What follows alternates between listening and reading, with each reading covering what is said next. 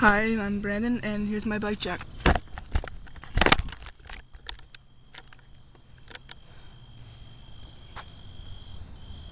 It's a 2014. Generally, it's made by DK. Forks are DK, seats DK, pedals, whatever. The crank, I haven't even changed it yet. Here's basically what I did to it. I went to Walmart and got a chain. It's a regular chain. I don't care what it is. I don't ride as much.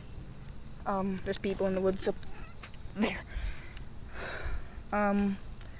The crank is, I almost said PVC, but it's not PVC, it's metal. DK, these are some weird type of pedal. Almost said fusion, and they're not fusion. The sprocket is Shadow Conspiracy, Scream sprocket. It's tie-dye copper. The rims are original. Yeah. The back tire is a FAF. It's a 20.4. It rides really smooth, and actually, I've had it for a few months.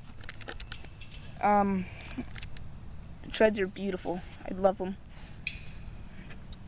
I got some weird crap on my hub too. It's weird. Oh yeah, my Devin Smiley grips.